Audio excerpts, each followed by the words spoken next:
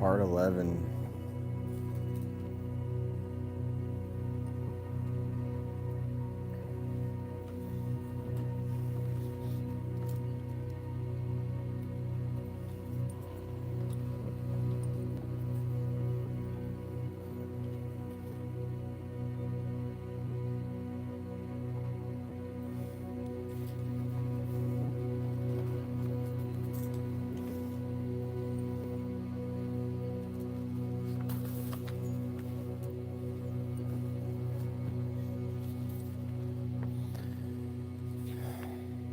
The Divine Transfer, Part 11. The Erotic Economy of Reflection.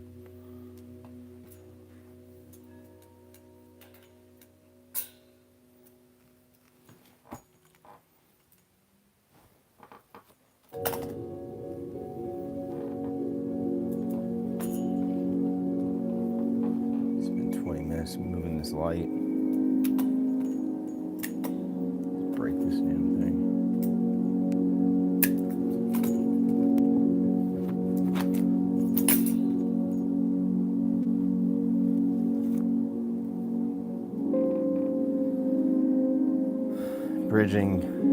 Bridging the gift, the mirror and the world. The mirror as gift. Every reflection is an exchange. The self gives itself an image and receives from the other its own visibility.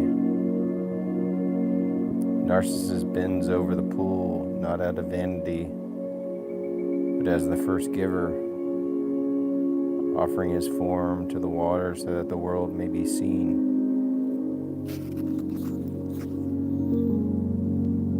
The mirror, like the altar, mediates reciprocity. What appears as self-love is the circulation of appearance, the erotic logic of the gift returned. The gaze is a kind of libation. We pour ourselves into the other, who returns us transformed, refracted, and beloved. In this sense, the economy of reflection precedes the market. It is a divine commerce, where the coin is likeness and the exchange rate is desire. To give oneself, to overflow into the world, is the highest form of narcissism. Narcissism, when transfigured, becomes generosity. The self so abundant that it cannot contain its own light. The fountain, not the cistern, is the emblem of this economy.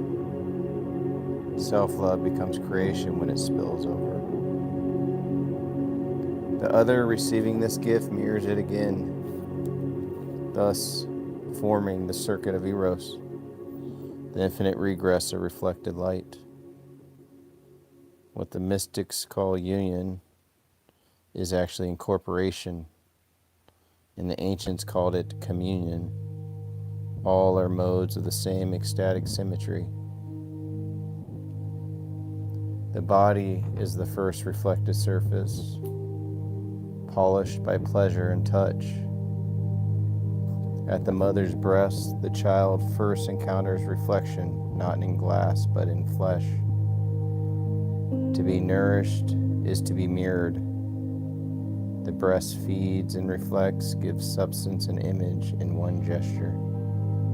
Thus, the erotic body is an economy of reciprocity, a continuous exchange between nourishment and desire. The Eucharist and the kiss, the feast and the embrace are all variations of the same reflected act. The giving of self that multiplies selfhood. Love cannot remain interior. The libido, once full, seeks its mirror as the sun seeks the sea. The narcissistic reservoirs calls for its overflow. Overflow is not out of need, but of abundance, an exuberance that is the measure of health. The lover's disease is not self-absorption, but damning. the repression of the erotic current that would otherwise form the image of the world. To love, then, is to release, to let the image circulate, to let the gift of self return as the face of the other. The world seen through this overflow becomes eroticized. Thank you. There's only one good way. And trust me, I already know. The world seen through this overflow becomes eroticized, not as possession, but as correspondence. The market is a degraded mirror, a system that forgets that value originates in reflection, not accumulation. In the market, the gift of self becomes the commodity of semblance.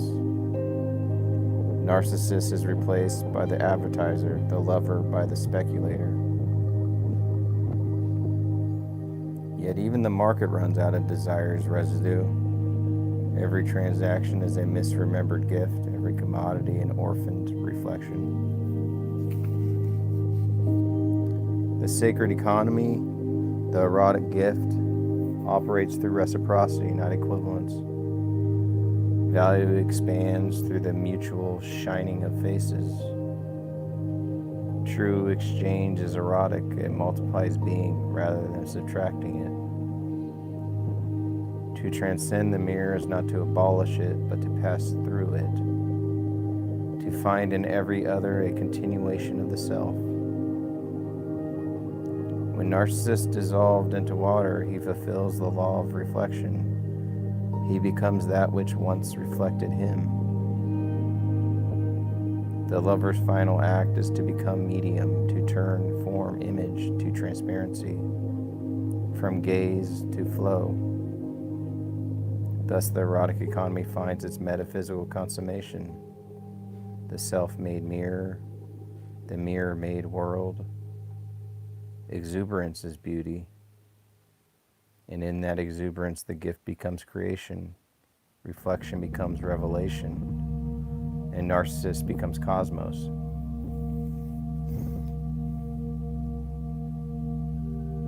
I'll let you buy a book, Venmo me, and then type your address in there and I'll get you a book.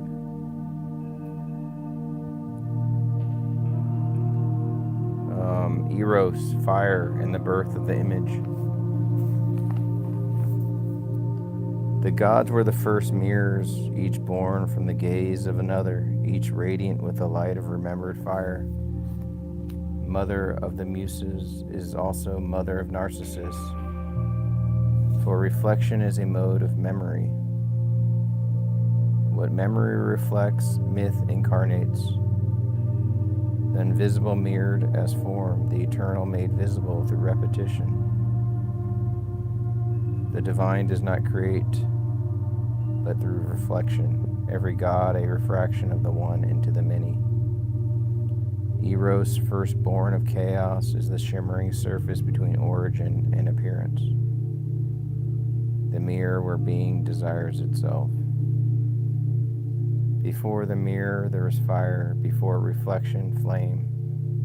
The hearth was the first reflective center, a living image of the sun within the home. The family altar, the sacred fire, and the tomb are mirrors of continuity, where ancestors see themselves reborn in their descendants. To gaze into flame is to see the face.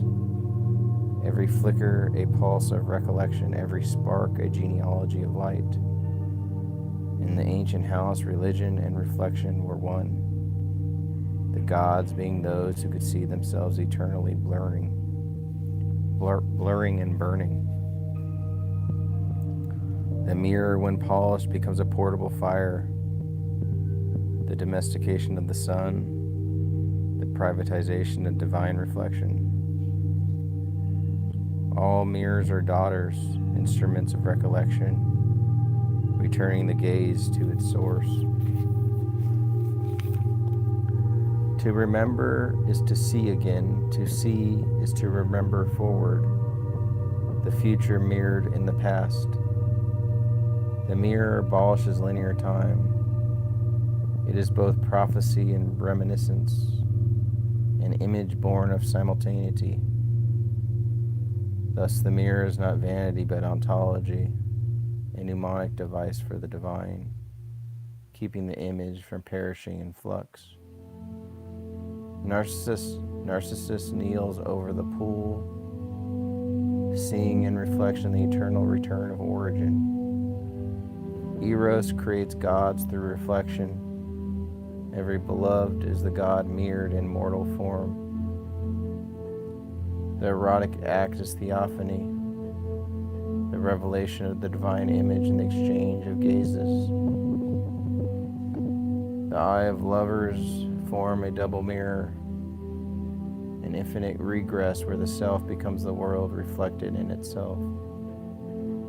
When Eros gazes upon himself, universes arise, creation as the ecstatic play of mirrored desire. Thus, in every kiss is the reenactment of the cosmogony, the one divided in two in order to return to unity. Death, too, is a mirror, the final reflection where the living see themselves on the face of the ancestor. The tomb stands opposite the hearth. One burns upward, the other reflects downward. Together they sustain the circuit of the soul. The ancestor's image survives not as ghost, but as reflection. Mirrors persistent in the mirror of descendants. To look into the face of the dead is to see the mirror of time. To live is to continue their reflection. Thus the sacred family, fire, tomb, mirror become the trinity of human divinity, the axis where being contemplates itself. All metaphysics begins in the mirror, the recognition that being is itself seeing. Plato's cave was already a hall of mirrors. Shadows are reflections of reflections, the mirror of the sun in exile.